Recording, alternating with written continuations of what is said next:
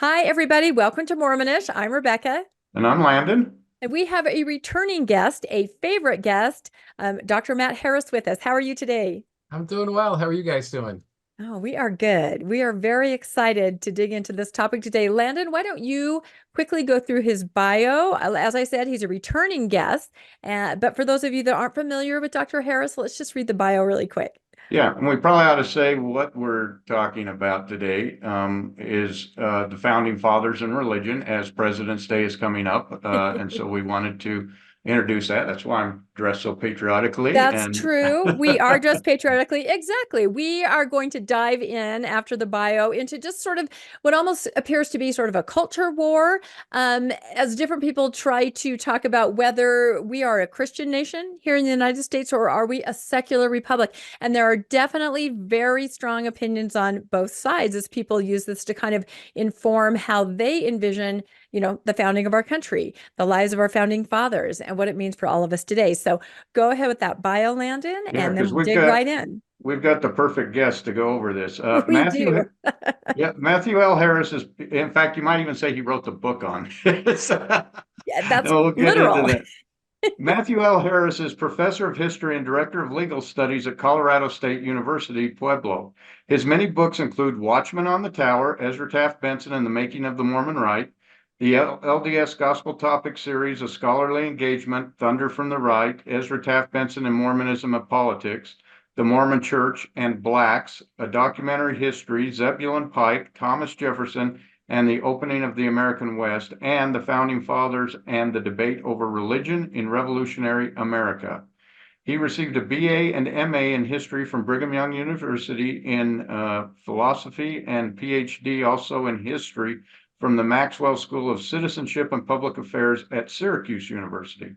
Much of Harris's teachings and scholarship explores the intersectionality of religion and law, race and religion, civil rights, and right-wing extremism, particularly among religious groups. A prize-winning professor, he teaches classes on church and state, civil rights and constitution, and American religions. His classes have been broadcast on C-SPAN, and his research has been covered by a variety of media outlets, including the Religious News Service, C-SPAN, Salt Lake Tribune, Long Reads, and others. In addition, he has appeared on numerous podcasts discussing his research on religious disaffection, right-wing extremism, and religion and civil rights. One of those podcasts includes ours that he's been on before. That's right. Cover things. So welcome back, and we certainly enjoy getting to learn from Dr. Harris. That's right. Well, great. Thank you, Landon, Rebecca. It's nice to be here again and talk about a subject that I've been thinking about for probably most of my adult life. And having grown up in the church and having grown up in a very conservative home, I was taught that this is a Christian nation. The founding fathers were Christian men. And as I grew older and began to study this topic, I recognized that it was far more complex than what I was taught growing up. And maybe in the next several minutes we can talk about this complexity and what I want to do today is to talk about evidence. I'm going to really ground a lot of the discussion today about evidence, how we know what we know, and I want to share some slides with your viewers about the Constitution, about the founders and their particular religious beliefs. And I think it's appropriate to do this for President's Day, so that's great.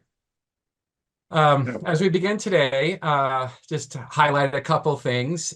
So I have a book coming out called Second Class Saints, and it's about the church and African Americans and the backstory to the priesthood ban, how it was lifted, and also the legacy, the painful legacy of this ban. So it may interest some folks. And then on the far right, pun intended, I have a book that I did not long ago on Ezra Taft Benson, the influential Mormon and government leader. And then in the middle is a book that I did years ago with a distinguished religion scholar, Thomas Kidd at Baylor University. Tommy is a distinguished scholar of religion, and he and I were in a coffee shop one day at a conference, and we were having breakfast, and we talked about that there wasn't a book that really covered the founding and religion to our liking.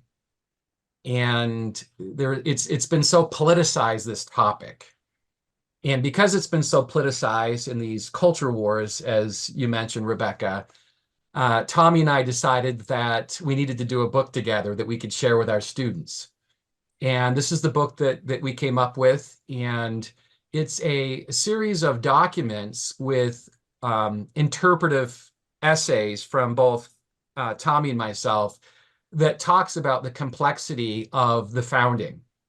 And so this book. It's used in college classes across the United States, including my own at Colorado State University Pueblo. My students read this, and we all learn together. All right, so as I begin today, I want to talk about how the founding has been misinterpreted by both conservatives and liberals. And there's a lot of garbage on the internet I found years ago when I put this book together. And this is one of the biggest spurious claims that I found from those who argue it's a Christian nation. And this is from the great founding father, Patrick Henry of Virginia. He allegedly said, quote, "It cannot be emphasized too strongly." I got to move our screen up so I can read this. There we go. "It cannot be emphasized too strongly or too often that this great nation was founded not by religionists, but by Christians, not on religions, but on the gospel of Jesus Christ. For this very reason, peoples of other faiths have been afforded asylum, prosperity, and freedom of worship here." Now that sounds great. And I have seen countless folks who argue for this Christian nation position use this quote. The problem is it's not true. He didn't say this. And we can trace it back to various people in the 20th century. But if you go back further, what you find is there are folks from the 19th century who started to create these quotes that didn't exist. And that really leads to a larger question. Why would people from the 19th century make this stuff up? And the answer is they're clearly trying to shape how Americans and even generations of Americans would view the founding fathers. So from the 19th century, we get a whole bunch of this stuff that gets carried on into the 20th and into the 21st century. And this is just one of many spurious quotes that scholars cannot find the origin, but they can trace it back to the 19th century. Here's one from liberals that claim just the exact opposite, that this isn't a Christian nation. And this is one that they use that is, I should say, it's partially true with a nuance. So this is attributed to John Adams. "The government of the United States is in no sense founded on the Christian religion." And for those folks who argue that the founders are atheists or this is a secular republic, this is the one they turn to the most. And I have to say, frankly, when I was researching this Religion and Founding Father book, this is the one that really, really struck at me. And it's partially true because it leads one to believe that John Adams, our second president, wrote it. The truth is he did not write this. A guy named Joel Barlow wrote it, who was what we call a deist. We'll talk about deism in just a minute. But it was a treaty in 1797 that the US government had produced with a majority Muslim nation in North Africa. And John Adams was present at the time. He signed the treaty, but there is absolutely zero evidence that he knew what he signed or that he read it. And there are some newspaper responses to this treaty that read it and they freaked out. And they would say, they said, "This treaty is trampling on the cross of Christ," read one newspaper. So they were upset because this newspaper editor who wrote this clearly thought this is a Christian nation, and the words in this treaty had clearly contradicted that belief. But anyway, this slide is true. It can be traced to a government document. It's a treaty, but it's misleading to suggest that the second president wrote it.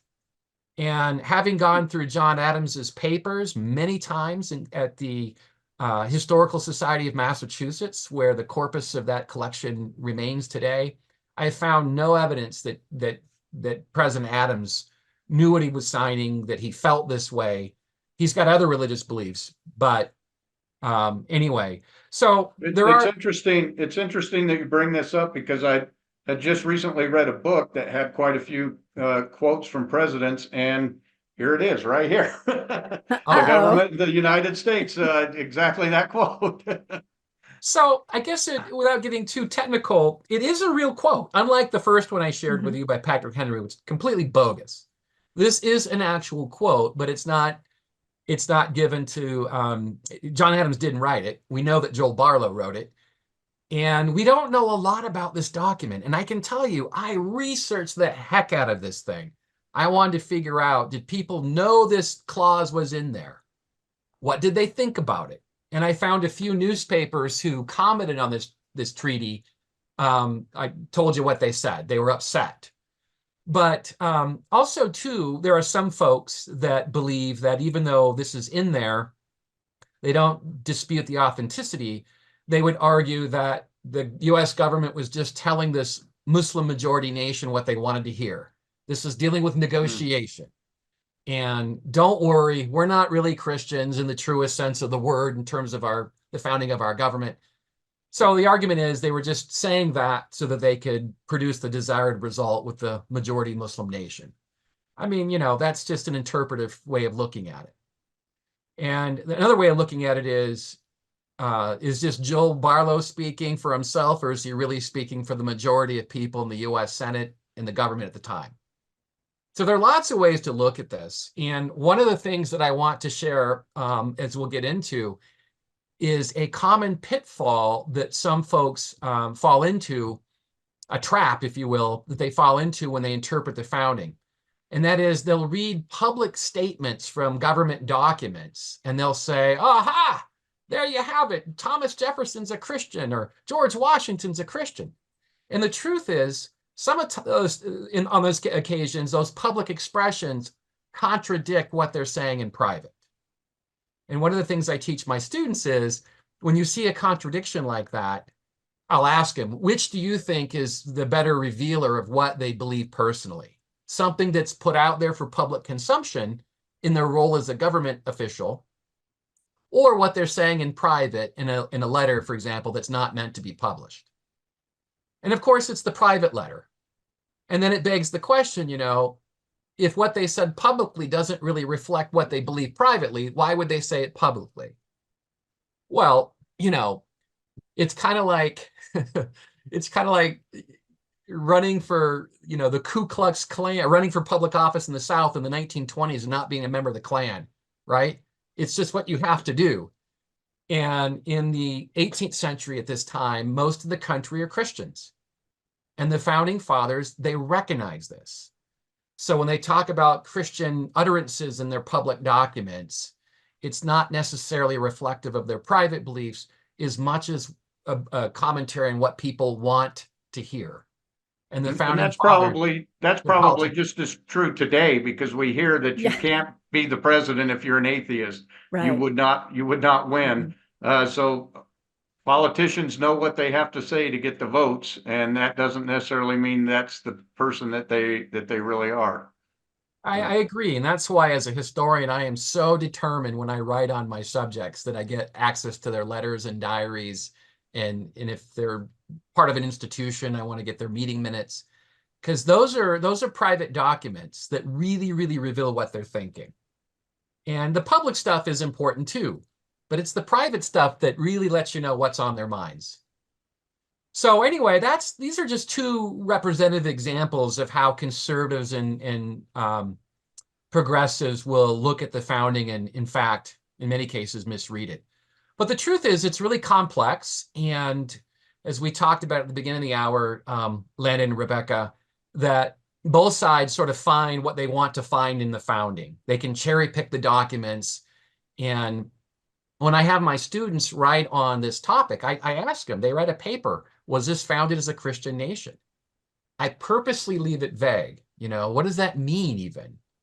Does that mean that the U.S. government should privilege one religion? Does that meaning that there should be public policy issues that would favor Christians over Muslims or Hindus or non-believers? Or does the Christian nation thesis mean that simply there are more Christians in this country than other religious faiths? I mean, what does it mean? And in my book, you can really find evidence for both of those positions. But anyway, I want to just walk your readers, or your listeners rather, through just a brief history of the founding and religion.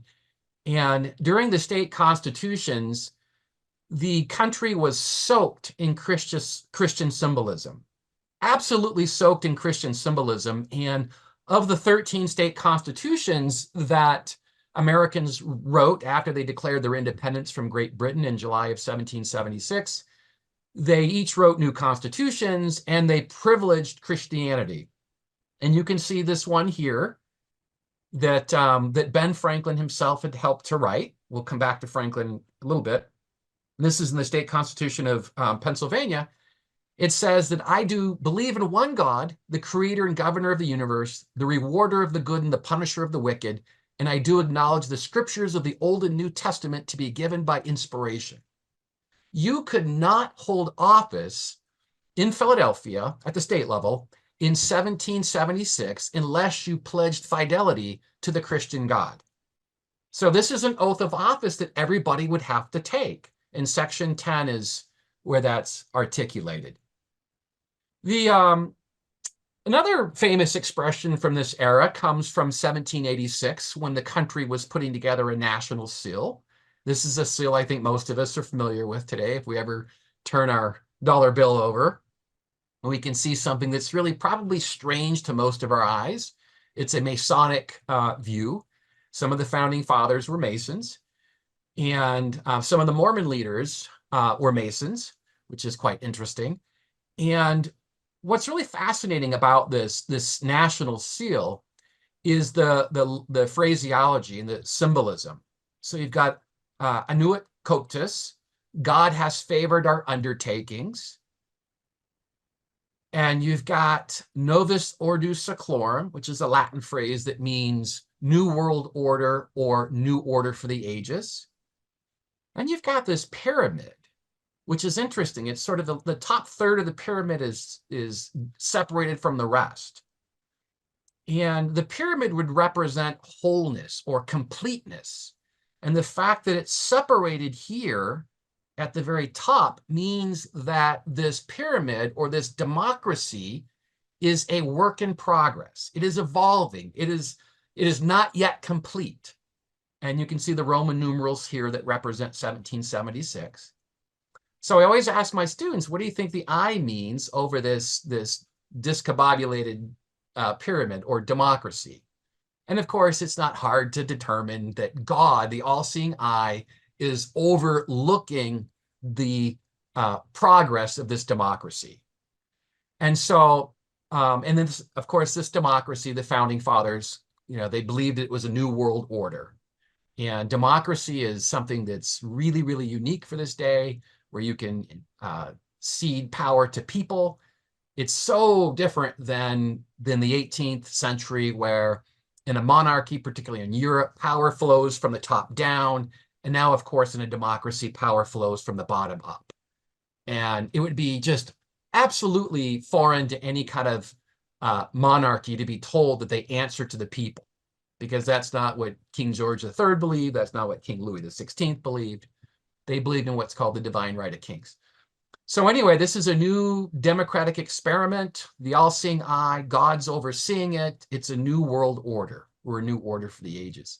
So this is the seal in 1786 that they come up with at the Second Continental Congress. And I've just given you a couple of examples of some of the religious symbolism that some folks, especially those who argue that the founders were atheists or whatever, I mean, that's just clearly not supported by evidence. This is clearly a generation that is soaked in Christianity. And it's not just Christianity in general. It's a particular kind of Christianity. It's really, really critical. It's Protestant Christianity. It's not Mormon Christianity. And of course, Mormons don't exist yet. But the ethos will remain the same in the 19th century. This country favors Protestants, not Jehovah's Witnesses, not Seventh-day Adventists, not Mormons, but Protestants, certainly not Catholics. Other than Maryland, possibly, right? Maryland would be the sole exception, right? And yeah, founded by Catholics in the early 17th century. And then there's another colony, Pennsylvania, that forms this experiment. They privilege Christianity, but they argue that it's okay if you're a Mennonite, it's okay if you're a Quaker. And so they have a much broader conception of what their religious toleration looks like. Well, so this is the 1770s under the Second Continental Congress, where they come up with, it morphs into the Confederation Congress, as it's called. And religious symbolism is everywhere.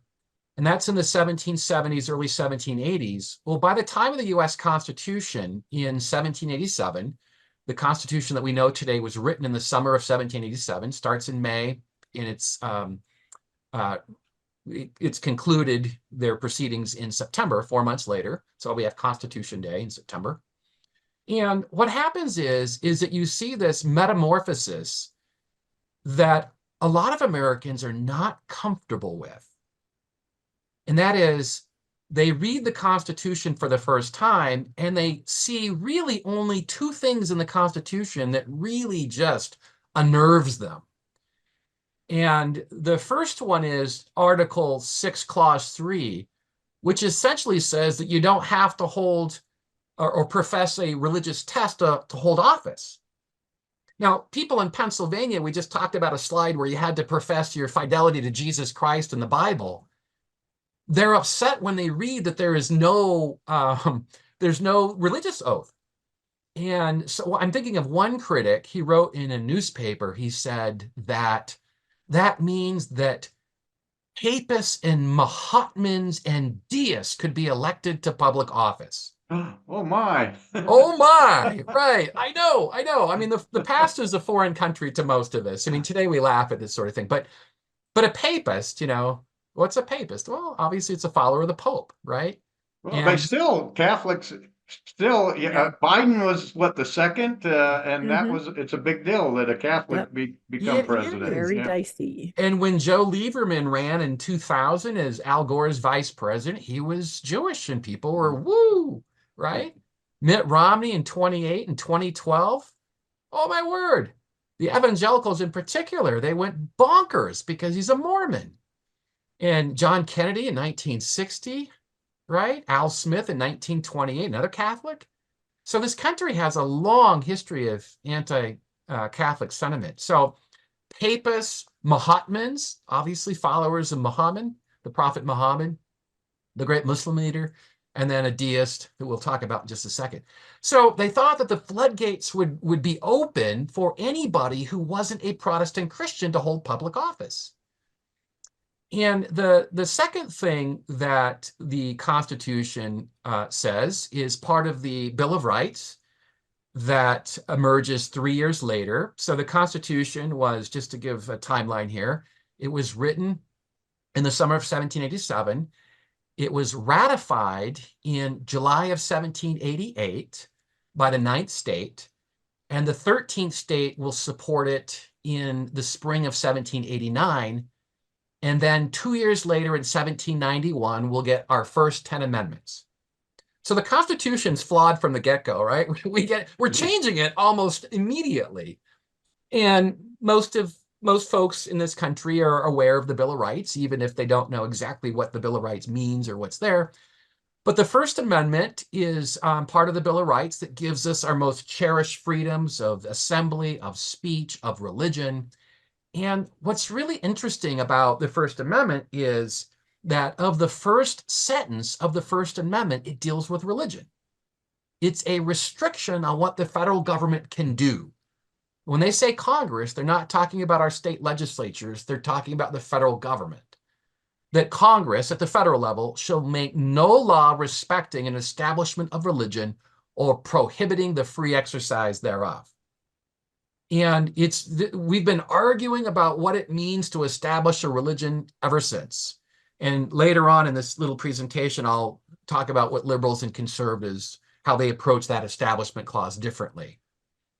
But the second part is the free exercise clause that most religious folks don't like to talk about. We just like to talk about the establishment clause. But the second part is the free exercise clause simply means that you don't have to believe anything in this country. That's the beauty of this country. You don't have to have any faith or belief. And that's really an interesting comment, because most of the country at this time are Protestant Christians. And so anyway, the founding fathers are nodding their hat towards the First Amendment and religious belief.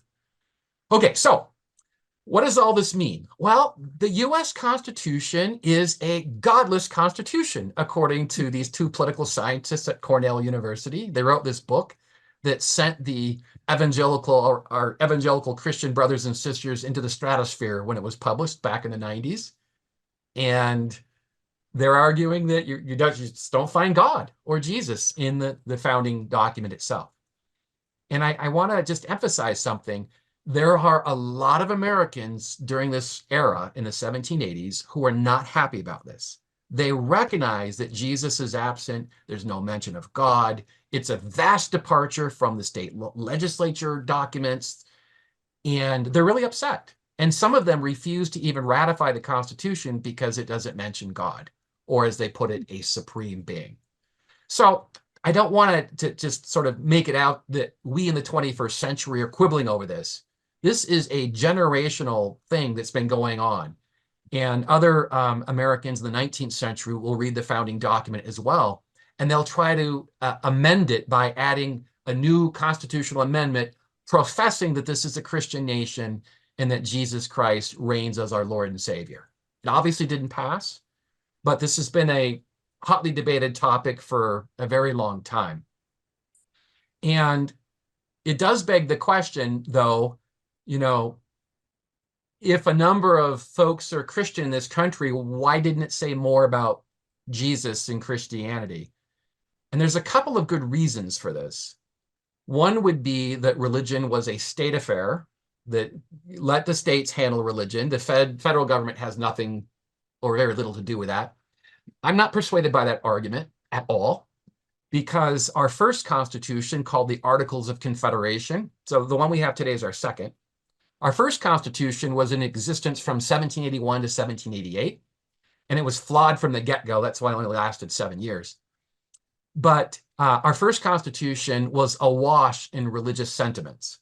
So I'm not persuaded by this idea that they didn't talk about religion or Christianity because it's a state thing, because other federal documents had talked about religion and Christianity before. I am far more persuaded that this document represents the 55 delegates who were there writing it.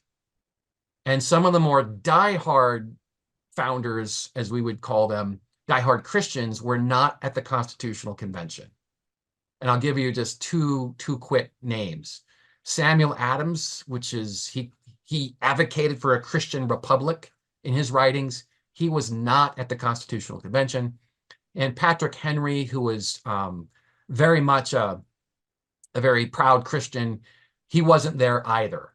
So it would have been interesting as a counterfactual experiment, what would happen if Samuel Adams and Patrick Henry and some of their ilk, were there. And I asked my colleague, or my co-author, Tommy Kidd, whom I mentioned a minute ago, is a strong evangelical Christian. I said, by today's evangelical standards, where you have a witness of Christ and at some particular moment that you're saved, how many of the founding fathers at the convention could fall into that rubric? And he said, probably just one. And he mentioned Roger Sherman of Connecticut. So anyway, not to say Roger Sherman's the only Christian at the Constitutional Convention, just simply that he was the only one that would really classify today as an evangelical. So a lot of the deists were there sharing their sentiments, and some of them just didn't really see the need for religion. Just tell two quick stories. Somebody approached James Madison at the Constitutional Convention, and they asked him, why didn't you? He said, why don't we pray? And they used to pray at the Continental Congress. They used to have a minister come in every day and they would pray. And they asked him, why don't you pray when you're writing the Constitution? And Madison said something. He said, we couldn't afford a minister. That's complete nonsense. A lot of these guys have money. Complete nonsense. Somebody asked Alexander Hamilton after the convention why they didn't pray. And he said, quote, we forgot. Probably more accurate. Well, it's not in the sense that Benjamin Franklin, we maybe this is a segue to our next slide, but Benjamin Franklin in late June of 1787, they'd been debating for 6 weeks at this point, and they ran into a very particular issue that really, really confounded the delegates. And Franklin, of all people, called for a prayer. And Madison's notes, James Madison kept notes. You can see them to my left here. A guy named Max Farrand had compiled these notes, the first 3 volumes. Farrand was a professor, worked for the Library of Congress for a while, and he searched wide and far to find any kind of letter or document that dealt with the Constitutional Convention, and also Madison's notes and a couple of other note takers who were there at the convention who took notes. But Madison's are the best of the records. And so he published them in 3 volumes in 1911. And then with the bicentennial of the Constitution, so the 200-year anniversary, Library of Congress scholar named James Hudson updated the first 3 volumes with new stuff they had found since then. So this is what you see on this 4th volume. And if you look in Madison's notes, these first 3 volumes, on June 18th, 1787, Franklin calls for a prayer. And Madison, he blows it off. They don't even give Franklin the time of day. And clearly, this is not something that the men who were there are concerned about. Anyway, I want to make a point that I think is important here, and that is we hear all the time that the founding fathers wrote the Constitution and it's patterned after the 10 Commandments, and that's complete nonsense. And I'm trained in history, so evidence is important. And I remember I took some AP US history teachers to Philadelphia several years ago, and we visited one of the revolutionary sites that Franklin and George Washington had been to. And the docent that day was a very strong Christian woman, and she told my teachers, she said that the Constitution was patterned after the 10 Commandments. And and I try not to say anything. I didn't want to embarrass her. But afterwards, when the teachers left, I stayed behind and I said, where do you get that from? She said, oh, it's just true. I said, wait a minute. You saying it doesn't make it true. What evidence do you have? And of course, she didn't have any evidence. And I told her, without not being, adversarial or antagonistic by any stretch, that's not what I want to do. But I said that's interesting because if you go to Madison's notes here, or you go to the 20 plus volumes here to the right that have been published on the ratification of the Constitution, which also reveals the founding fathers' views about religion, you don't find the 10 Commandments anywhere. They're not quoting the Bible. So I'm trying to tell this person, please don't say this to the people who come here because it's just simply not supported by evidence. It may be something you believe in your heart. Maybe your minister shared this with you. That's fine. But you presenting it as fact is much different than you presenting it as belief. And the truth is, if you want to know what the founding fathers think about religion and the Constitution in particular, these are the 2 sets of documents you have to go to. And any scholar who writes on the U.S. Constitution today, on the convention, I should say, these are the 2 staples. Anyone who writes on this topic will go to these 2 sources. I have to say I own all of this. My wife wasn't very happy when I bought them. They're not cheap. But I don't know about these on the right. I don't think these are online anywhere. In fact, I'm pretty sure they're not because it's an expensive undertaking. This was like a 45-year project to do this. But you can get these notes here, I think, at the Library of Congress online for free. So people can go search James Madison's notes and see what they're talking about. It's worth doing. It's kind of fun. Can I ask you a question, Matt? Absolutely. When you said that it was written mainly by deists, or a lot of the people at the Constitutional Convention were deists, yet the country as a whole seemed to be fairly Protestant Christian, what do you make of why so many deists were sent as representatives of these Protestant communities? Well, good question. So when you are, so it's the states that will send their delegates. And the men who were sent to Philadelphia in May of 1787, they were the who's who of American politicians of the day. And so the United States had just defeated the largest military empire in the world. And even though George Washington is not a constitutional guy, this is not saying he's stupid, because he's not, but he's not reading constitutional theory like James Madison is, or John Adams, or Thomas Jefferson. I mean, these guys are the quintessential nerds. I mean, they're immersing themselves in ancient republics and ancient constitutions. I mean, Washington would be yawning at all this stuff. He's not interested in any of that stuff. And even though Jefferson and Adams were not at the Constitutional Convention, they certainly weighed in on what ought to be said and talked about. But anyway, so they chose Washington because he led the country to victory against the greatest empire of the 18th century. So his leadership was paramount. He had to be there. And they elected him the president of the convention. And James Madison, his neighbor, little guy, he's like 5'4" tall, contrast sharply with Washington, who is about 6 foot, 220 pounds. I mean, 215 pounds. So Washington at 6 foot, 215 is a massive man for that day and age, when the average height and weight was much, smaller. So Madison went because he too was famous in politics in Virginia. And so he represented Virginia. And that's how it went down the line. The oldest delegate was Benjamin Franklin from Philadelphia. And Franklin was one of the few people at the convention who had an international reputation. He was one of those guys that would go to Europe and he would hobnob with all the literati, David Hume and Jean-Jacques Rousseau and these famous philosophers and economists in Europe. And so it was important that, and because of his scientific accomplishments, that's why he was known, it was important that Dr. Franklin go, even though he wasn't really going to be weighing in the minutia about the separation of powers or whatever it is. So there were people that needed to go because of their leadership, their experience. And there are people, I want to just say something I think is really important to know, that we place these guys as sort of on pedestals, Mount Rushmores. The truth is that some of these guys were really, really intelligent. Their intellects were broad and far-reaching. But the truth is also that there's a whole bunch of mediocrities here. There's a dude from Delaware named Jacob Broome. You ever heard of him? No, because he's not worth hearing from, right? He's one of the younger founding fathers, and he contributed virtually nothing to the proceedings.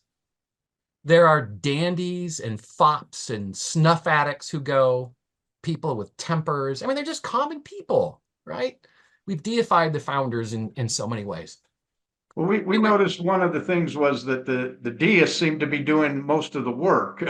Well, because when you start naming the names of the people who are doing most of the work, they're the deists. And I don't know if that's because they're the most educated and they have the most foreign knowledge, which usually makes you less religious when you have knowledge of different cultures and you're more educated in those type of things. So I was wondering if that's maybe why so many deists were there.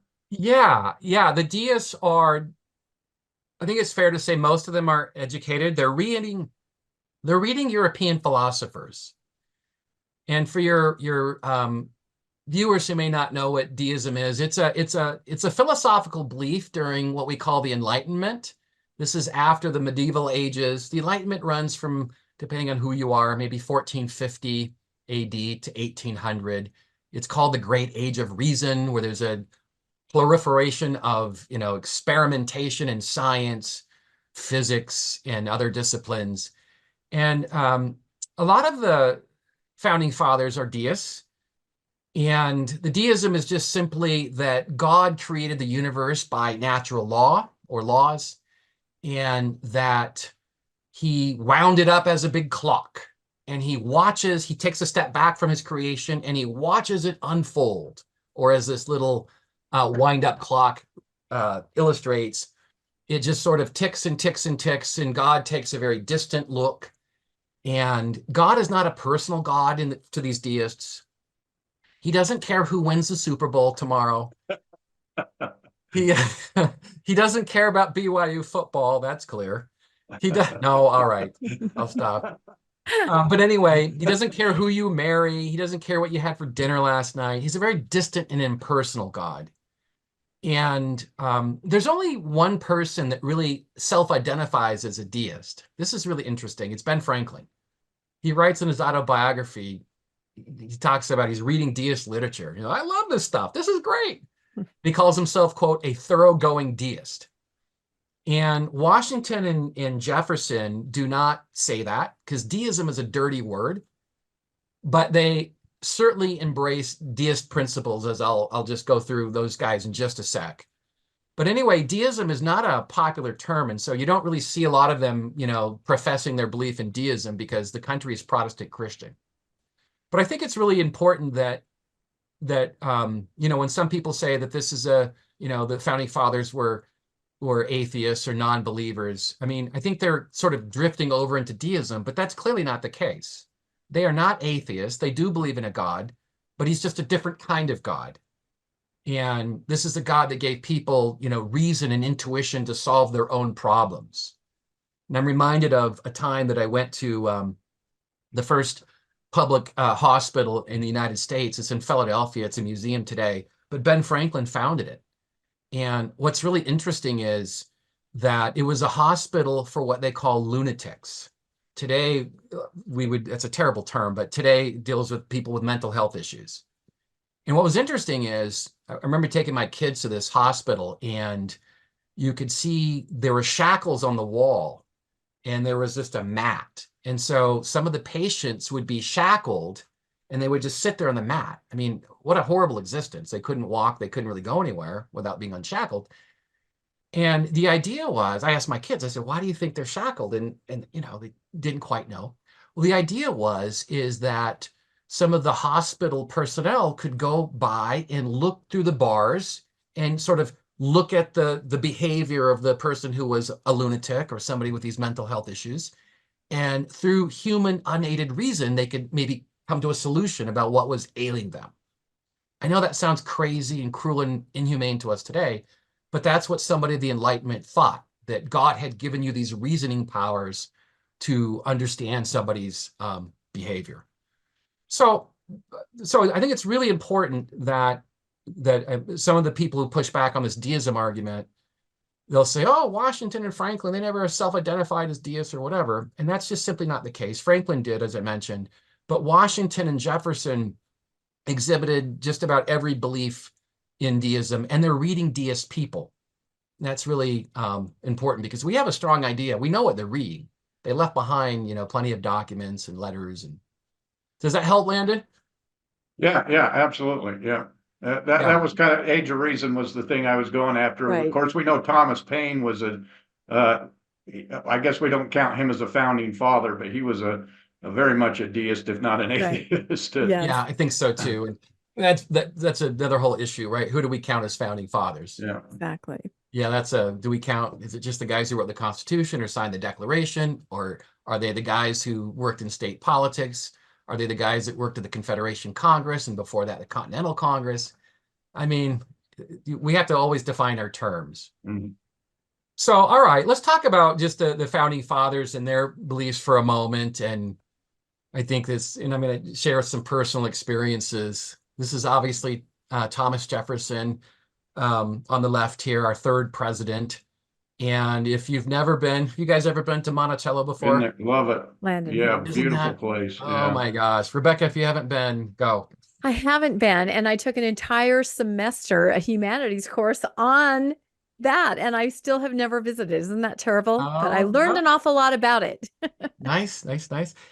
Well, I would say, I've always said this to people, you get layers at Monticello, meaning you don't even have to like history to enjoy this building, because you can fall in love with the architecture, you can fall in love with the botanical gardens, you can fall in love with the paintings if you like art history. There's so much in it. The Depending inventions, on he had all these little inventions of things he would use that were so unique.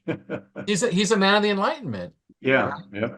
You can understand the world, the natural world around you through human unaided reasoning. You didn't need the Catholic Church, or you didn't need your minister to interpret the other world for you. You could actually reason your way through it. Which leads me to my next question, or thought, that an experience I had years ago going to Monticello. I've taken high school teachers here for years, and you walk into his beautiful home, and you go into the parlor where there are paintings everywhere. And I knew that Jefferson had said this quote. He said, the three greatest people who ever lived. So he named in his private writings the three greatest people who ever lived. And they're right here. This is in his parlor.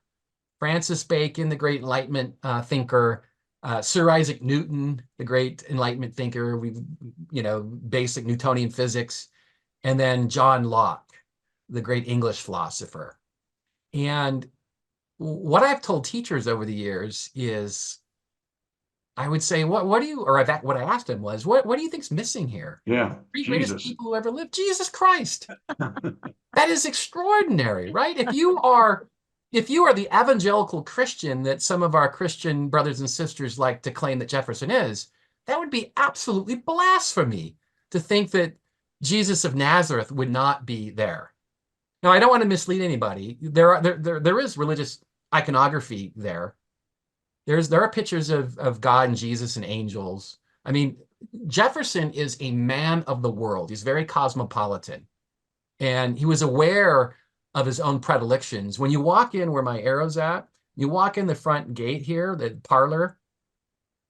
This is where people would come and visit, and the house servants would say, okay, wait here, I'll get Mr. Jefferson.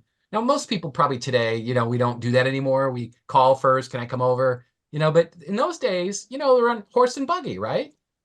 And of course, as an 18th century gentleman with means, he was expected that he might feed his long-suffering travel guest, or maybe even offer them lodgings.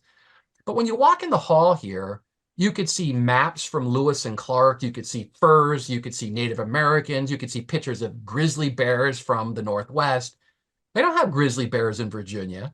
So these were all, conversational pieces, because Jefferson always liked to remind people of how cosmopolitan he was in his thinking.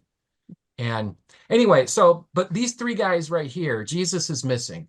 And I can't imagine that any, committed Christian would claim that there are three great people who are above and beyond Jesus. So anyway, that's really, I think, striking. So Jefferson, is a man of the Enlightenment, decided in his later years, when he retired, so he's no longer the president, he decides that he wants to dabble in the Bible. And he edited it, didn't he? He not only edits it, he cuts it in half. I'm on board with that. He cuts it in half. He cuts out all of the Old Testament. He doesn't like that God. That God's angry all the time. He does mean things to people. And Mormons, nothing we don't do today. We pretty much just ignore it. Oh, We cut it out, but we ignore it. We do cut it out. Yeah, that's right. Just to draw a contrast, Latter-day Saints are not fundamentalists with the Bible. That is to say that the Mormon canon, revelation is always evolving, and that's the whole purpose, right, of Mormon prophets. They can receive revelation, and they can change things. That's the beauty, I guess, of having an open canon. But if you're an evangelical, this is a closed canon. You don't mess with the Bible. You don't cut it up like this. Or if you're Joseph Smith, a critic of Joseph Smith, you don't make a revised version, right? So this is anathema to most evangelical Christians. And so Jefferson decides that he doesn't like the Old Testament, so he just cuts it out. And he doesn't like a lot of the New Testament either. And so I always ask my students, some of whom are religious, some of whom are not, but I will say something like, what do you think he cut out of the New Testament? And they'll say, well, he probably didn't like the miracles. I said, absolutely. They make no sense to human reasoning, how you can feed a multitude of people with a handful of loaves of bread, right? Or how you can, pick up some mud, spit in it, and rub it on somebody's eyes to make them whole again. I mean, that's just so crazy to think to reason that way. So Jefferson thought that those kinds of miracles were just ridiculous. And he doesn't think that Jesus is divine. He thought that that was a concoction by St. Paul.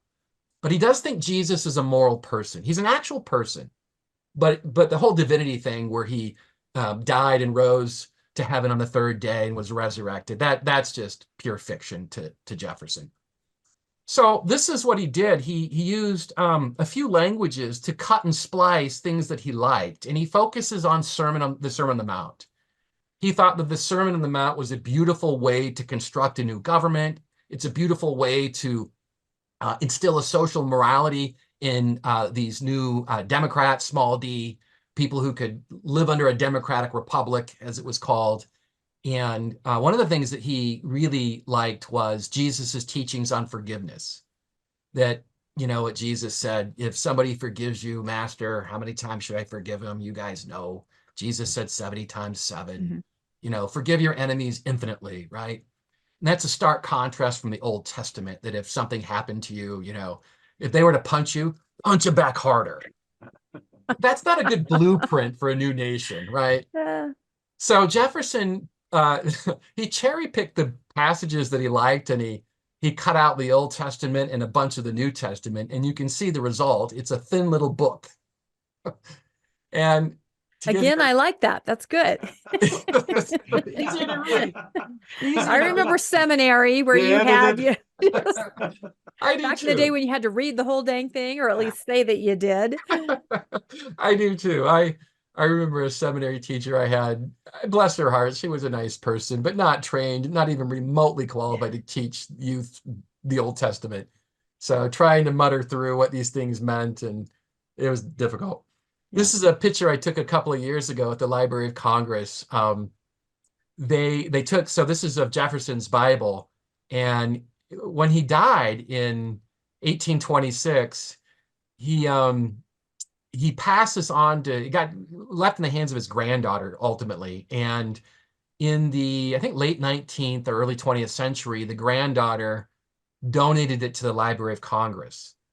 And because it was so brittle, now let me just pause. This was a secret. Nobody knew about this except Jefferson's family. Oh, really? Okay. He was not trying to publish this, make money. This is just the inner workings of a very active mind, about curiosity about the world. And so he did this in his retirement, and the world didn't know about it until the granddaughter donated it to the Library of Congress.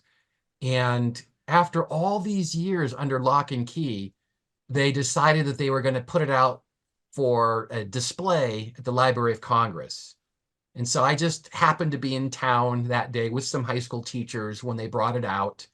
And this is under a glass case. You can't really see from this image, but this is what it looks like. You can see right here where my arrow's at. He cut out passages here, and he would splice them, throw them in the trash. I mean, he really created this eclectic Bible.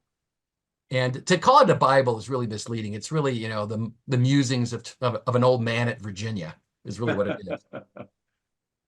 Anyway. Again, I would read that over the Bible. Reader's Digest version. I wonder if somebody ought to do this with the Book of Mormon. You just kind of go through and cut out what you don't like, and I like that idea too. What would it look like, right?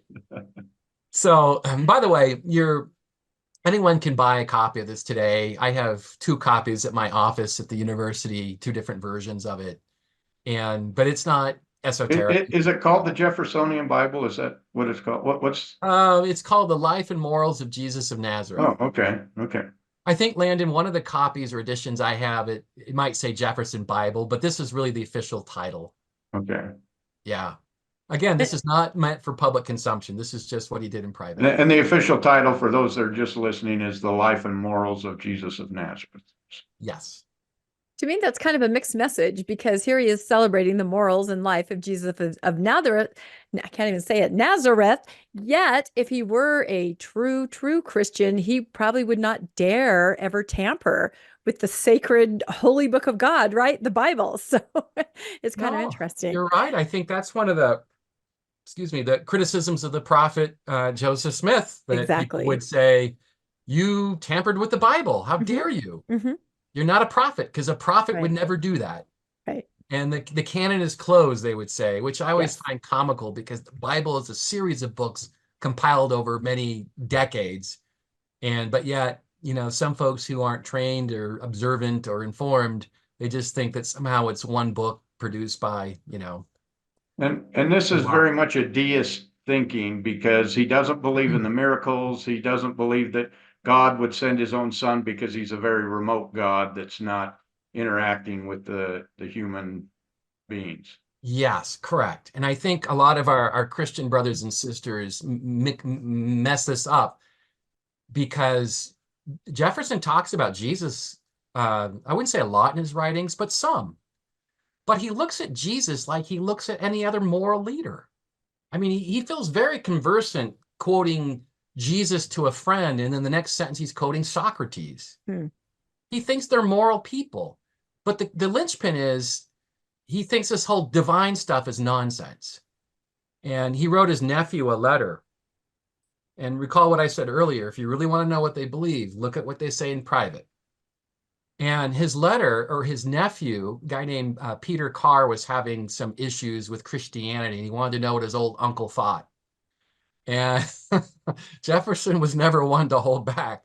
And he wrote Peter Carr, and he said, the atonement of Jesus Christ is hocus pocus. It's superstition. So he doesn't believe in any of this stuff. But yet, so many of our Christian brothers and sisters, they'll read something that he says about Jesus, and they'll say, aha, he's a Christian, without recognizing that he views Jesus as a moral man, but not as the Son of God who died for our sins. That's a huge, huge difference. It is. All right, so a couple thoughts as we'll move on to the next one here, but this is probably the most important articulation, at least publicly, of Jefferson's thinking. And that is when he wrote the Declaration of Independence in June of 1776, just a month before they debated it. He borrowed heavily from this English philosopher, John Locke, who is not a contemporary of Jefferson. Locke was a prominent Enlightenment philosopher in the late 17th century in England, but he was one of the most popular philosophers of the day. And a lot of the founding fathers were extremely conversant with all of his writings. And if you study political theory or political philosophy or history today, you'll run up against John Locke. Psychologists also study him. But for our purposes today, Jefferson in the Declaration, so this is the document to the right here, Jefferson in the very first paragraph, he calls it the law of nature and nature's God. That is very deistic in its thinking, that there is the laws of nature that God had created. And once he created them, just like the watch metaphor, he stands back and watches his creation. And as I've shared with some of my evangelical and Christian friends and Mormon friends before, this is not how a Christian talks about God, right? It's the savior of the world. It's Jesus of Nazareth. It's not nature's God. And so, and to argue that it is nature's God would be clearly remiss. And I had a friend years ago who was ready for this argument, right? He said, aha, nature's God. Okay, I heard you. But what do you make of the last paragraph where it talks about providence? Like he got me or something.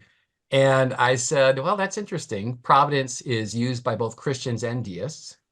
The problem is that the last paragraph of the Declaration was not written by Jefferson. It was written by one of the more Christian people on the committee. And so there are different drafts of the Declaration. If you look at the first draft that Jefferson himself created, and you look at the other draft, the final draft that was accepted by the Second Continental Congress, they're worlds apart. In fact, so much so, Jefferson was angry that they had tampered with his, as he put it, his hallowed prose. He didn't like all the edits. But the last paragraph where it talks about providence is not his doing. That's just not Jefferson. So I always like to say that the Declaration, in some small way, it's a little bifurcated in its views on religion, because the first part represents Jefferson's views on the law of nature, nature's God, and the last paragraph represents somebody else on the committee.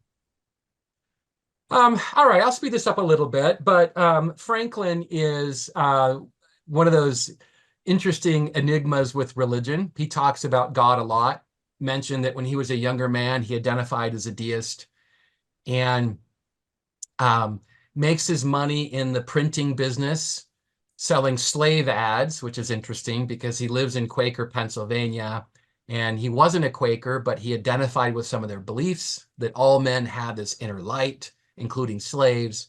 And if you believe that, then one ought to free one's slaves. So Franklin freed his slaves early on, and he made a lot of money in the newspaper business by selling slave ads. So even though he didn't like slavery personally, he made money by selling ads. Just like our newspapers need ads today to survive and thrive. It's the ads that made him his money.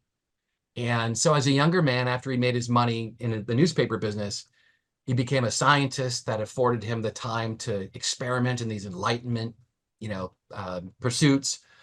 And before he died in 1790, so he died just 2 years after the Constitution was ratified. So he wasn't around to see its fruition.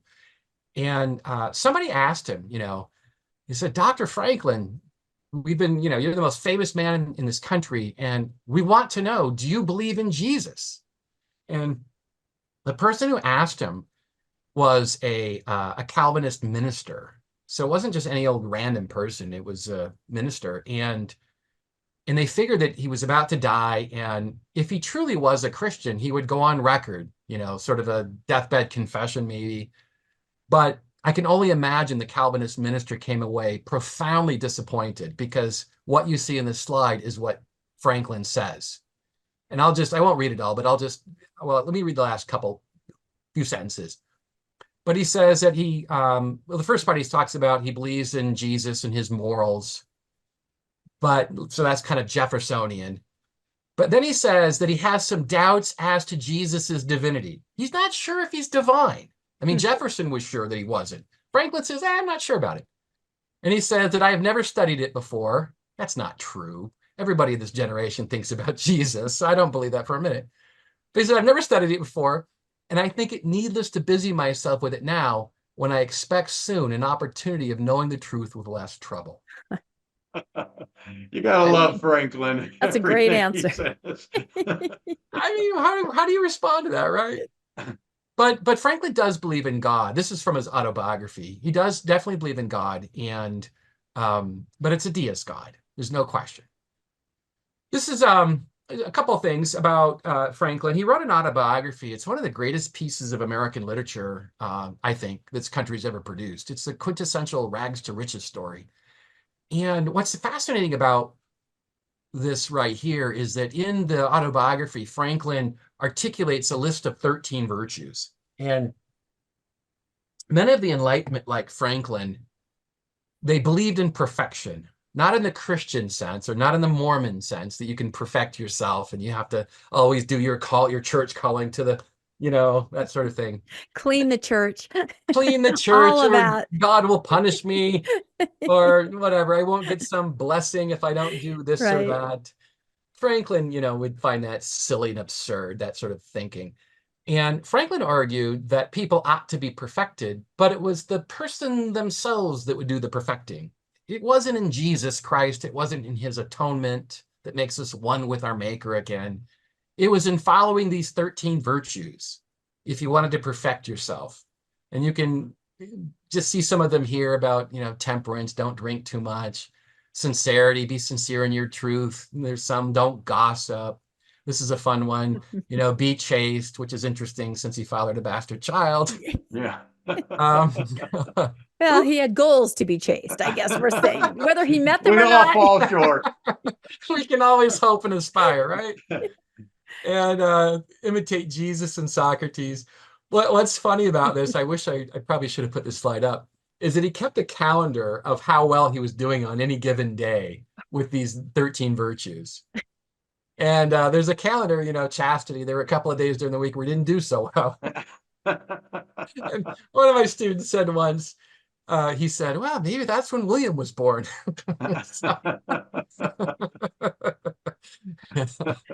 But the idea would be that, man is the measure of all things. Man can perfect himself.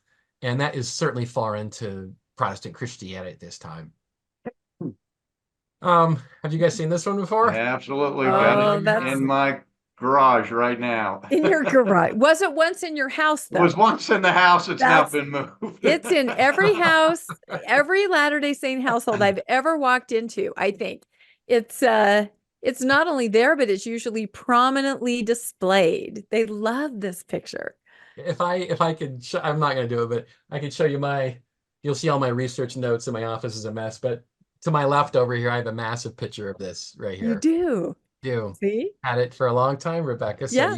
you're spot on. No, I mean, it's a beautiful picture, and Yeah. I understand the sentiment and everything. I mean, it's moving. I can see that it's a moving picture. So Yeah.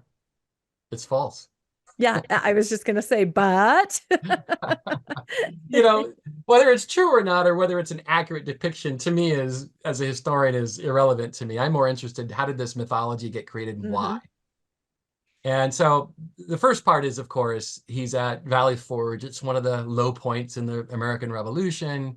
We've mythologized Valley Forge because his men don't have proper clothes. They're eating what they call fire cake. It's just a mixture of flour and water, which is not healthy. And as part of this mythology, of course, what they don't tell you is that Washington gave orders to his men to offer to take animals and also food from the local farmers. And when the farmers, he said, we'll pay you after the war. Don't worry, we're not stealing it, but we'll pay you. And of course, the farmers aren't stupid. They know that continental currency is worthless. And kind of like Confederate currency during the Civil War. And so anyway, this is the dirty secret of Valley Forge, is Washington decided they took the stuff anyway. So they're robbing the countryside, which is sort of demythologizes a lot of this story, right? But anyway, one of the earliest biographers the earliest biographer of George Washington was a guy named Parson Weems. And he published a biography in, I think, 1808. And it's in that biography where Parson Weems talks about Washington throwing a coin across the Potomac. And if you've been to Mount Vernon, you'll know that would be physically impossible. It's a large body of water. It's in that book where we get the cherry tree story. You guys remember that one, where he chops down the cherry tree. And it's also in this story where we get a Quaker person named Isaac Potts, who allegedly watches Washington kneel before his maker and pray at Valley Forge. Now, there's absolutely no evidence for this. Weems is on record as being caught in some of these lies, these fabrications, and he essentially says that we need this country to recognize that this is a Christian country. And so he starts to mythologize the founding to his own liking. And he's not the only one, of course. But part of this mythology is that this is a Christian man here who's kneeling before his maker to supplicate during this great time of need. And what we know about Washington is just the exact opposite. When I made a distinction earlier between learning about public expressions of religiosity and private. He's the greatest example of that clash, I think. Because in public, he's going to church during the Revolutionary War. This is in Philadelphia. This is one of the wonderful churches in this country called Christ Church. And you can see pew number 56 was reserved for George Washington and some of his top lieutenants. But Washington is not religious. I mean, he goes to church because you have to be. And I mean, in Virginia in the 18th century, if you ever wanted to be elected into politics, you had to go to church. And of course, we're talking about the Church of England. And Washington, just a couple of quick things about his private religious beliefs. he never takes communion. His wife does, but he doesn't. And he doesn't believe this stuff. He just doesn't. And his wife begs him, and he says something like, I'm not worthy enough, but just a cop out. He's not a believer, at least to the point where he feels like he needs to take communion.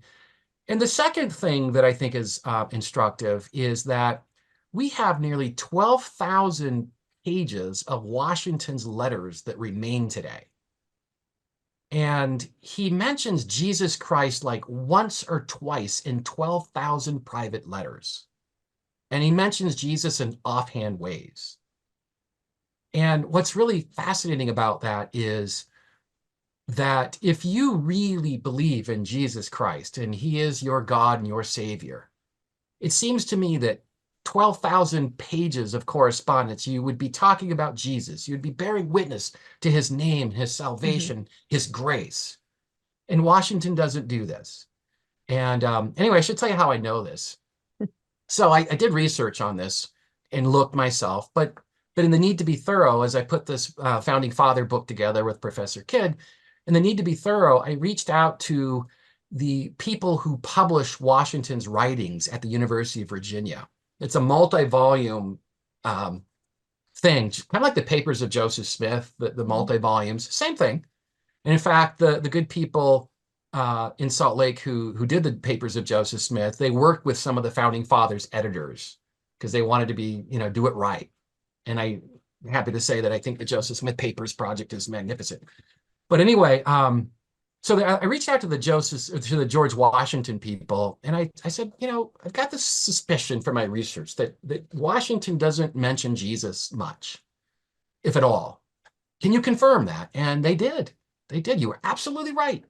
And I think they're the ones that told me, like, in 2 letters out of 12,000, they mentioned Jesus. And I found one of the letters. They shared another one with me. But it wasn't anything really instructive. It was just sort of Jesus in passing.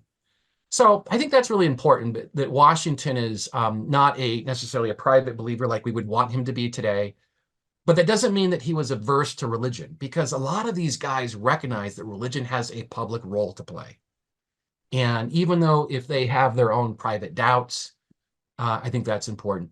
The last story I share with Washington is when he died in 1790. Let's see, he died in 1798, I believe.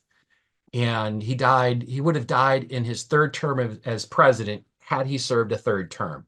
Those days, we didn't have term limits like we have today. And so Washington served 2 terms and decided that he didn't want to be president anymore. And so he bowed out in 1796. Turns out he dies a few years later. But Washington had thin skin. A lot of people, the opposing party, criticized him, and he just didn't like the criticisms. But anyway, it's a good thing he did retire, because he would have died into his 3rd term. Well, the same thing happened to Washington that happened to Franklin. Some of the local ministers, they wanted to know. I mean, this is a guy that's not really talking about religion publicly. And they went to him on what would essentially be his deathbed. And they said, what do you believe? And he basically said, it's just my business, not yours. And I'm thinking, wait a minute. If you really are a believer, you have this burning belief that Jesus died for your sins, this is the time to fess up, to share. And the fact that he didn't, I think, speaks volumes about his private belief. Wow, that's incredible. I was going to add one thing about Valley Forge, about the mythology. I don't know if you've ever heard this about the Mormon mythology of Valley Forge, but I was raised with this, that George Washington, of course, having a very difficult time. In his tent is Moroni, Captain Moroni, who is there guiding him, instructing him, helping him every step of the way. So I feel like he was not only Christianized by people, but he was also Mormonized by somehow putting some Book of Mormon figures in there as playing a key role with George Washington, to bring about, America, so that Joseph Smith could do what he needed to do. So I think it's just, when you have a leader that's that pivotal, people want a piece of him, and they're going to put their own narrative on him. But yeah, I don't know if you've ever heard that, but I was raised knowing that Moroni was in his tent. Yes. I've never seen a picture. Maybe I'll have to paint one or commission one. I can hang that up. Let me guess, it was a seminary teacher. Yeah, well, it was my mom, and I think I did hear it in seminary also. So, but I love these deathbed stories because I feel like Yeah. you can't really tell what someone believes, but you can look at, like you said, church attendance. You can look at, do they participate in ordinances? You can look at their writings, and then you can look at what their friends know and their more closest or intimate associates know about their belief, and that's really how you kind of get to it. So it's interesting that other things are cherry picked when those four things I just mentioned seem to really prove, even on a deathbed, he's going to go, eh. I think, Mormonism, the Church of Jesus Christ of Latter-day Saints, is interesting. There's not a lot of new stuff in the early 20th century. That's hard for a lot of Latter-day Saints to hear. Meaning, let me clarify what I mean by that. When Joseph Smith prophesies that if a war is going to begin, I prophesy it'll break out in South Carolina. Right. I mean, there's nothing unique about that. Yeah. That's being posted all over the newspapers. The South Carolinians are just going bonkers by the 1820s about states' rights. So Yeah. there's nothing there. That word of wisdom is not unique. There's a Yeah. health code temperance movement coursing throughout America in the 19th century. And with religion, it's the same thing. There are a lot of Christian groups who are imposing their beliefs on the founding, and including that the founding fathers were prophets. They were inspired. They wrote a constitution akin to the revelations of God. So they're sort of mythologizing the founders. And this mythology, it continues well into the 20th century. It's shocking for people to hear that we don't put "in God we trust" on our currency until the 1950s. We don't add "one nation under God" into the Pledge of Allegiance until the 1950s. And these are all layers and layers that are decades after the founders. But I always tell my students, if you want to know what the founders think, we've got to just ignore those layers and go back to the founding documents and see what they said. And so that's why you get these Mormon stories about Moroni appearing at Valley Forge and all of that stuff, because it's part of that mythology that has accrued over time. And maybe now, as a Latter-day Saint, Latter-day Saints may believe that. That's fine. Belief is great. But you play by the rules of evidence, right? And with those faith claims, you can't really deal with those kinds of things. But when you're talking about other truth claims, like the Constitution was founded on the Ten Commandments, I mean, we can verify that, right? We can look at the things they were talking about and thinking about. And anyway, as we move along, just want to share this slide here. This is one of the only Catholic sign of the Declaration of Independence. And you can see this is very, very Christian in his view. He's not a household name, and therefore he didn't, to your point, Landon, he wasn't one of the famous founding fathers that we think of today. He didn't have the influence of a James Madison or a Washington or a Jefferson. But there's a diversity of belief, and this is just simply one element. All right, let me just show a few more slides, and then we can wrap this up. So, talked about a minute ago the First Amendment, where it says that Congress cannot make a law that, with respect to the establishment of religion or prohibit the free exercise thereof. And let me show a slide. I'm going to come back to this one. Today in the 21st century, we have this idea that there's a separation of church and state. I think we've all heard of that. And the expression, a lot of conservatives will argue that that's not in the First Amendment. And of course, they're right. It's not. And the person that really concocted this was Thomas Jefferson. I shouldn't say he didn't concoct it. Other people did before him. Roger Williams, the great Puritan, and then even stretching back to Europe, they talked about a wall of separation. But Jefferson plays on this language. And there was a group of people who wrote Jefferson a letter. They were in Connecticut, and they're Baptists, as you can see here. They're called Danbury Baptists, Danbury, Connecticut. And they were upset that the dominant religion in Connecticut in 1802 were Congregationalists. And they didn't like paying money to support the state-sponsored church, which is Congregationalism. it's not hard to realize that if you're a Baptist, you want to pay money to support your Baptist church, not one that you don't agree with. And Jefferson had been fighting this sort of thing his entire adult life. And in the Declaration of Independence, he talked about natural rights, life, liberty, pursuit of happiness, also pursuit of property, as John Locke put it. But also part of Jefferson that gets overlost in life, liberty, happiness was also freedom of conscience. To not have a coercive government authority telling you what to believe. That's a natural right too that God gave you. And so these Danbury Baptists, they wrote him when he was the president, and they basically said, help! We don't want to support the Congregationalists. And Washington responds back, and he uses this metaphor that is now famous in our lexicon. It's called, the wall of separation between church and state. But the gist of the letter is, Washington says, I'm so sorry I can't help you, that the religion is a state function. I'm a federal officer. I can't help you. I'm powerless. And so clearly the Danbury Baptists were upset by his response, but Jefferson did say, I'm sympathetic with what you're doing. I just can't help you. And so what we find, if you can fast forward now to 1947, there's a famous Supreme Court case just after World War II where the Supreme Court will apply that metaphor for the first time. They'll apply that wall of church and state metaphor to the state governments. And I don't want to get into the legalese and all this like I would in my classes maybe, but it deals with a New Jersey statute where a number of parents are being reimbursed for driving their children to parochial schools.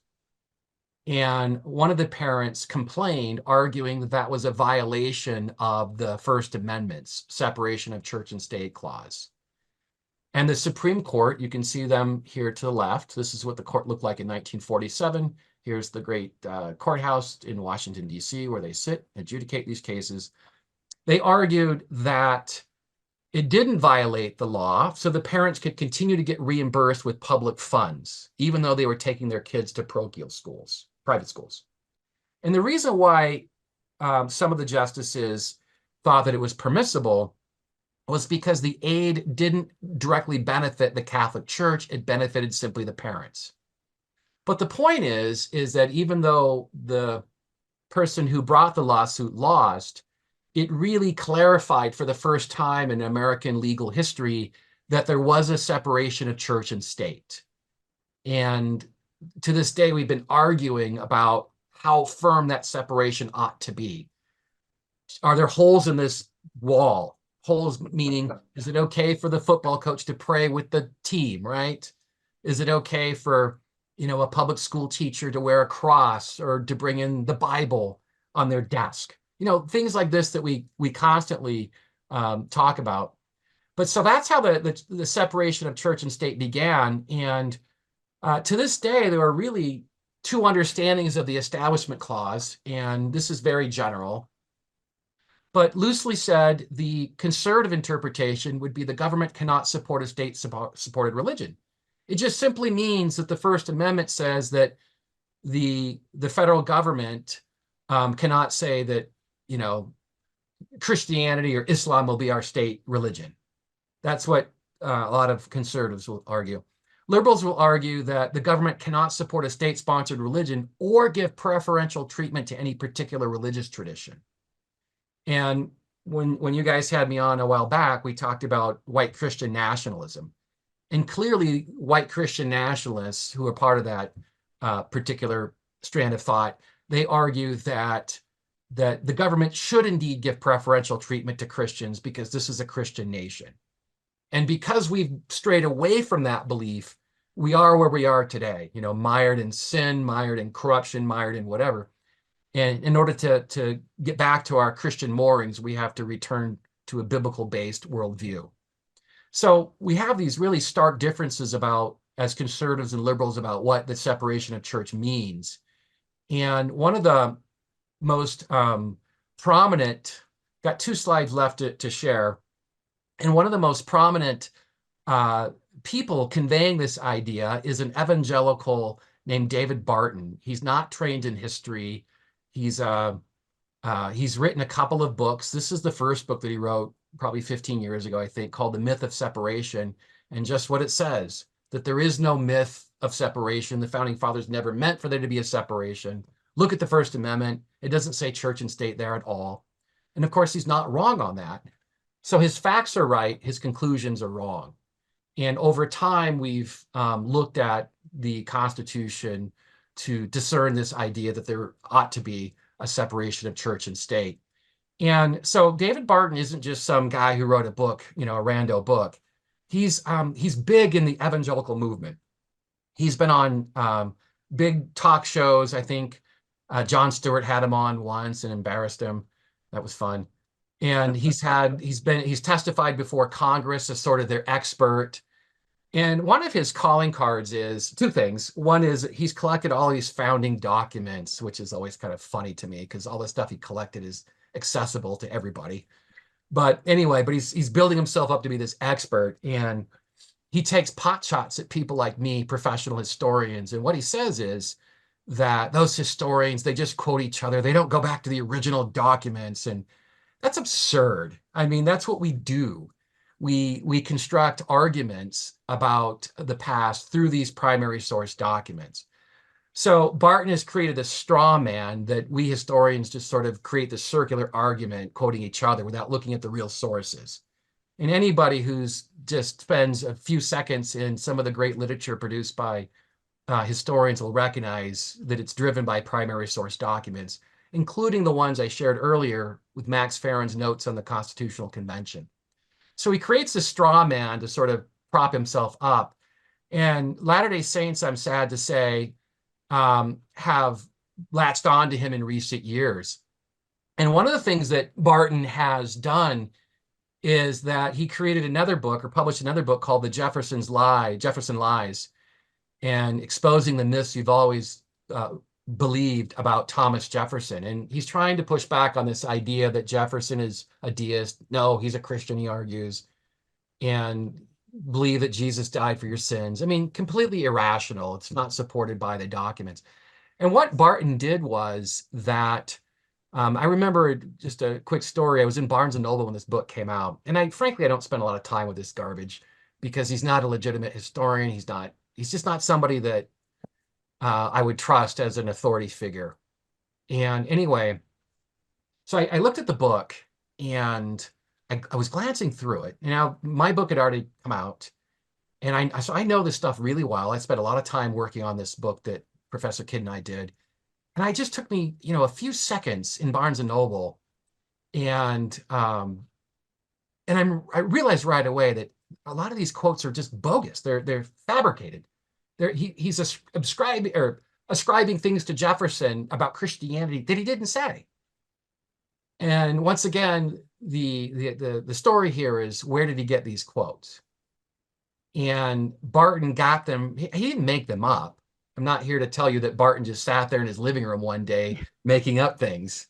I was just going to ask that question. Did he, No. misinterpret them from another source, or did he actually? No. He didn't pull a Mark Hoffman. He wasn't doing that. Okay. Clarify that. No, what he did was, he's not trained in history, so he doesn't know methodology. He doesn't know source analysis. And so what he did was he just recycled bogus quotes from the 19th century, not realizing they're not authentic. He didn't trace them back to the origins. So the so-called expert, made a very fundamental rookie mistake. And so it took me just a couple of minutes just to pull out several sources, quotes that I knew were bogus. And it's funny, I drove home that night and I thought, do I want to write the publisher an email or a letter and say, look, this is fraud. Mm-hmm. You should be aware of this. This is fraud. And as I was thinking about this, a few days later, this story was published in the Christian Science Monitor. It's recalled. So my colleagues elsewhere beat me to the punch. They had already complained about the book. Oh my gosh. And so the first line says, The book, The Jefferson Lies by author David Barton, has been recalled by publishers after numerous complaints of historical inaccuracies. So this is the guy that really, again, is the big guru on the founding and religion. And Mm-hmm. I have a friend who's an evangelical minister in my community, and I invited him to my religion and politics class recently. And nicest guy, I really like him a lot, but he's not a scholar. And I wanted him to talk about, I try to expose my students to different worldviews. And so I told my friend, I said, Pastor Greg, talk about what it means to advance a biblical worldview in school education and politics. What does that mean for your faith community? Anyway, so he said the things I expected him to say, and then he appealed to David Barton as the expert. And my students just let out an audible gasp because we talk about Barton. And I have to say they were respectful, but it wasn't pretty. I mean, they pushed back hard. He wasn't expecting that. And he told me afterwards, as we finished, he said, wow, it's clear they know a lot more about this topic than I do. And I made a joke. I said, it's because I read my book. So Isn't it true that Tim Ballard's an expert on the founding fathers and the Yeah. Constitution? Oh, don't yeah. get me started, Landon. He leads tours and things. Absolutely. He's written many books, I thought. Yeah, he's written many books. Yes. Here's a thought about this. If I may, I've got one more slide I want to share with Latter-day Saints and Barton. But Ballard, when he started publishing his stuff on the founding and Lincoln, I was really disappointed in Deseret Book. And I understand it's a business and they have a model. I get all that. I understand that they promote faith promoting, books. That's fine. I don't have an issue with that. The only time I ever have an issue with faith promotion is when they couch it as scholarship when it's not. So, but it has its place as devotional works, as we would say. But I was disappointed with Deseret Book because for a couple of reasons. Number one, this is so far out there. It's just crazy. I mean, crazy stuff. I mean, clearly the product of an undisciplined mind, drawing the most dubious conclusions. And then secondly, it's not helpful to the Latter-day Saint community, right? Because people start to believe this nonsense. Mm-hmm. And I remember his Lincoln book came out when it came out. And, the gist of it is that Lincoln, was influenced by the Book of Mormon, right? And my friend, who's a leading Lincoln scholar, his name is Matthew Pinsker, and teaches at a big school back east, one of the nation's leading Lincoln scholars. And I wrote him a note, an email, and I said, Matt, there's this great Lincoln book that you really need to look at. And it'll change everything about your scholarship. Oh, you were set him wrong. up. And I sent him the link to Tim Ballard's book. And he wrote back, what the hell are these Mormons doing? I know. So it was kind of a little chuckle moment, but it's one thing to do to promote something as fiction, Gerald Lund's books, for example, right? And when you call something fiction and the Saints will take it seriously, his fictional series. Gerald Lund can't control how people read his fiction. It's clearly fiction. He lets people know it's fiction. Yeah, it's historical fiction. Yeah. Right. And the Saints will They still don't go know back that. to various church sites and they'll ask about characters, Yep. where did that character live? And Yep. the poor senior missionary who's at the church site, they've heard this before and they have to say, they're not real. So that's okay. That's how people read your work. But that's not Tim Ballard. He qualifies things, right? But he says that sometimes they don't have enough evidence or maybe it's a little sketchy, and he knows darn well he's playing off of one's ignorance. And it really works well because people believe in this nonsense. They're not trained in, there's no shred of evidence at all for any of this stuff. So anyway, the last thought is to come full circle here as we end today with the slides, that in August of last year, there's a group in Utah that's co-chaired by Tad Callister, a general authority emeritus. And the group's called Why I Love America. And so he was touting it as a nonpartisan group of Utahns who are trying to promote a love for the Constitution. And of course, I'm always suspicious when I read things like this, because what that really means is it's a particular view of the Constitution we're promoting, and it's really not nonpartisan, especially when you look at the people behind it. There's an election denier part of it. There's a couple of John Birch Society members, and there's nobody with different views that are a part of this. And he doesn't have to go very far. There are plenty of Latter-day Saints, particularly at BYU Law School, who have views on the Constitution that are starkly at odds with his. But he clearly wants to avoid those people. But he's pretending it's nonpartisan.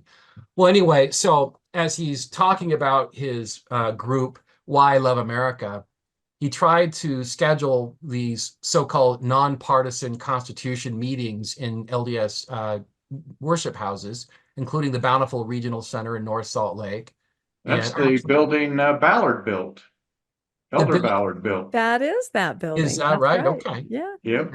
Good to That the know. church bought off of him. It was going to be a TV It went show bankrupt, thing, yeah. and then it went bankrupt, and the church bought it off of him. Well, the church had the members They made the purchase it. stakes buy it Yeah, off of they him. made the members purchase it to bail him out. Yeah, it was another one of his failed business ventures. So, Oh, wow. a side note, yes, Now, is this Elder Ballard or Tim Ballard? Elder Ballard. Oh, Another okay. one of his failed business ventures where he was going to build this giant hall where they would have Elder all kinds Ballard of events. was supporting Tim Ballard, so They're all related. It's all related. It Yeah. all ties together. Yeah. Oh, poor Elder Ballard. Wasn't one of his finer moments. No, unfortunately. One of many not finer moments, unfortunately. Oof.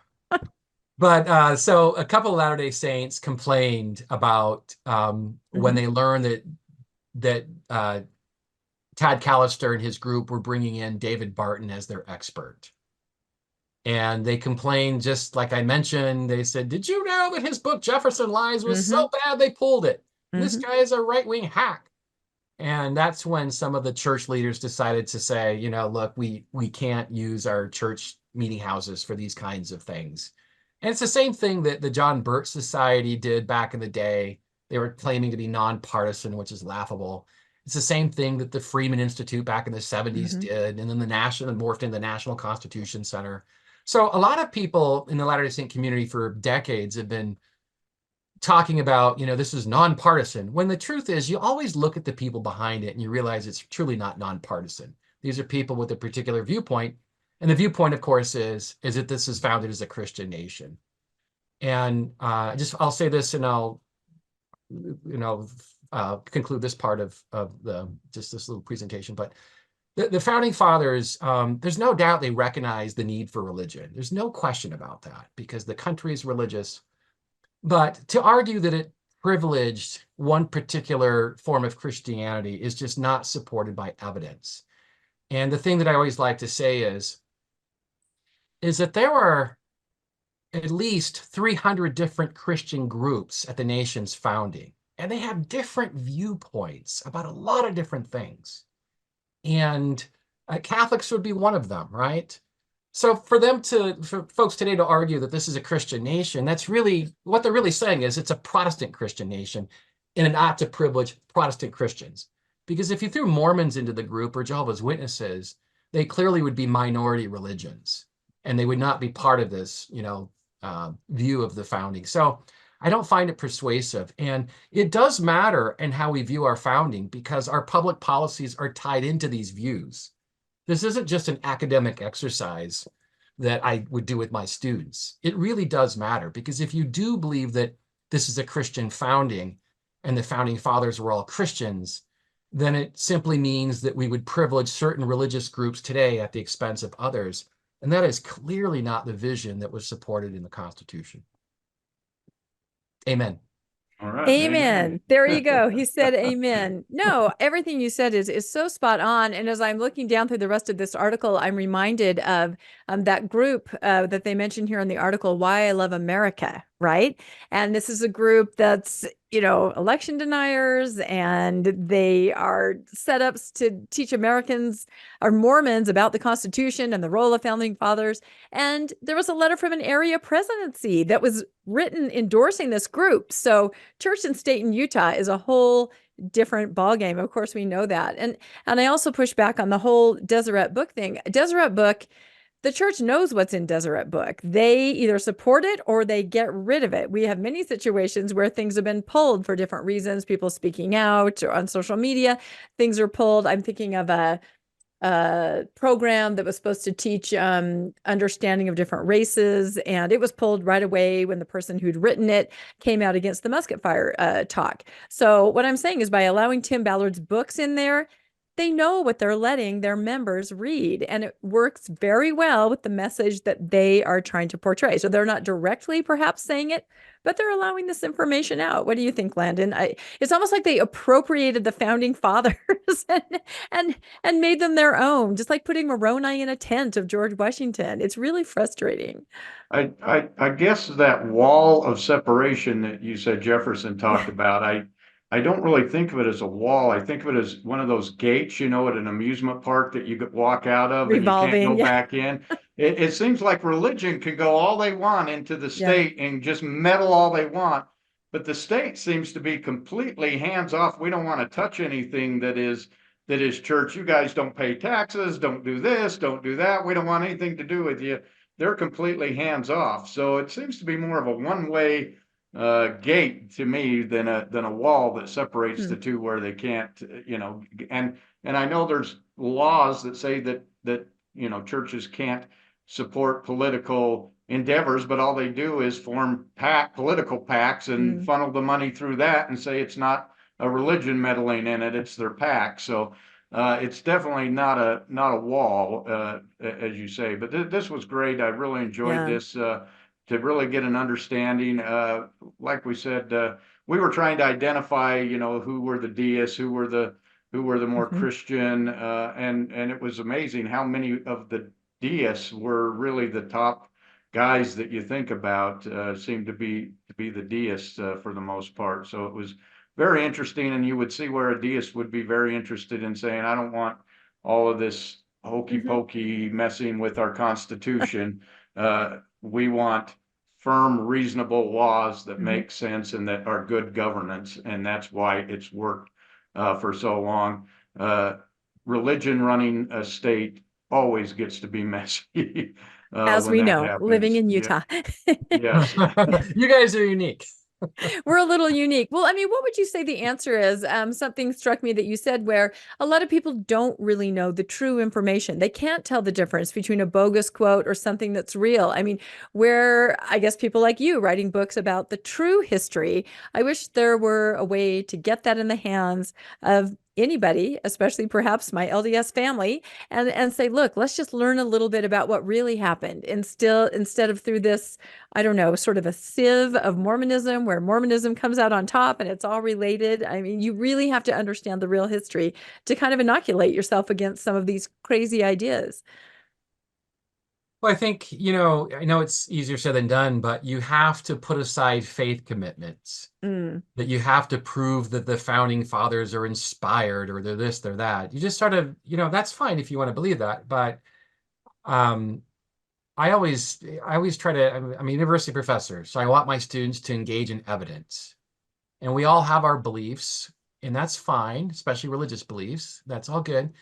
But we do need to look at the evidence. And if we can put aside faith commitments and just look at some of the evidence objectively and recognize that, to use a sort of a core, there's the core of the apple here, which is the founding. And then we have layers to the core over time. And too often people will equate the layers with the founding. Like, for example, the founding fathers are Christian. Look at In God We Trust on the coins, right? We talked about that. That's a Cold War thing. Yeah. They were dead when that happened. Yeah.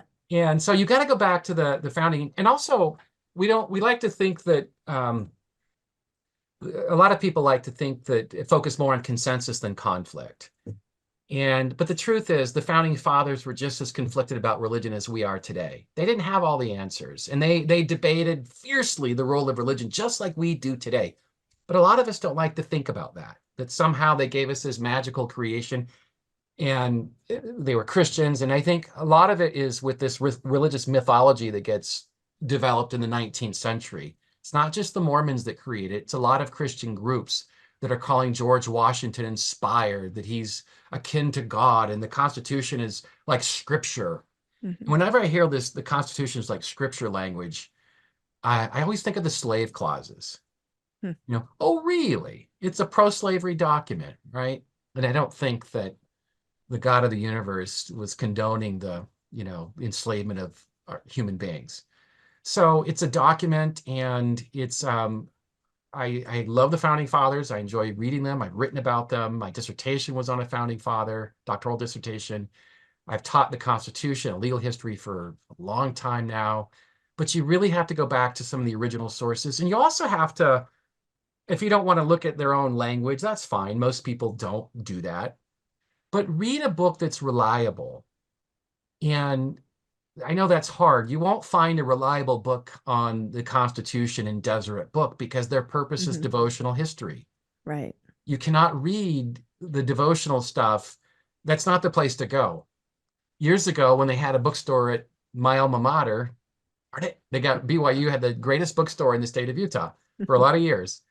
And their bookstore is just a shadow of a former self today. But anyway, there used to be great books on the Constitutional Convention in the bookstore, but they were in the history section, not in the devotional section. Mm-hmm. And so I think the best thing to do would be to ask people for recommendations that you may trust, obviously an academic.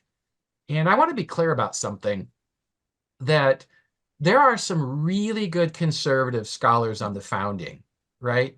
Sometimes we politicize everything and we only want to read whether they're a liberal or a conservative. But I'm thinking about one of the greatest scholars of the founding. He's now dead, but he was definitely a conservative. Ronald Reagan appointed Forrest McDonald is his name. Appointed Ronald Reagan the Thomas Jefferson Lecturer in 1987 at the Bicentennial. And that's the highest government award in the humanities. And so obviously a conservative scholar, Reagan wouldn't have appointed a liberal. But Forrest McDonald is a Pulitzer Prize winning author, or finalist. He didn't win it, but he was a finalist. And he wrote a wonderful book that I still look at today and just admire. He's definitely conservative. And you can see that in some of the points of emphasis that he makes about states' rights and how he interprets the founding. And even though I can disagree as a liberal about some of his interpretations, I know where he's coming from. He's doing it responsibly. And he's a heck of a good scholar. And I have some of my conservative students read Forrest McDonald. There's some other people today. A guy at Stanford Law School named Michael McDonald used to teach at the University of Utah School of Law years ago. But Michael McDonald is one of the leading First Amendment scholars on church and state, and he's quite conservative. So I don't want to get polarized here, because there are good people on both sides. And those are the kinds of things we need to be recommending to people, not, hacks like Barton or Ballard, Tim Ballard, who aren't trained and not who aren't trained yet. Right. No, this is great. And we're going to link, of course, all your things that you've written in the show notes so that people can take a look at that, because there's a lot of good stuff there from a trusted source, our friend Matt.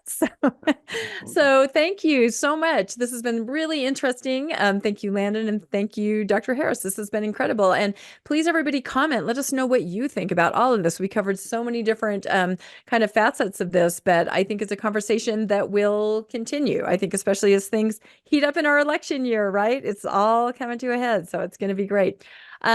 Please like and subscribe to Mormonish Podcast. And if you'd like to be made aware of when new episodes come out, you can hit that notification bell.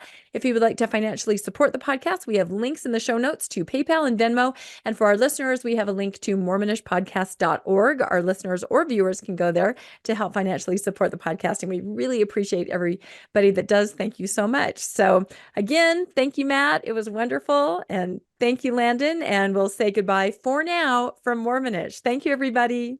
See you next time. Thanks for joining us for another episode of Mormonish. We really appreciate our listeners and would love to hear from you if you have a story you'd like to share. You can email us at mormonishpodcast@gmail.com. You can also find us on Facebook, Instagram, and on our website, mormonishpodcast.org. And don't forget to look for us on YouTube and like and subscribe. Keep joyful, everybody.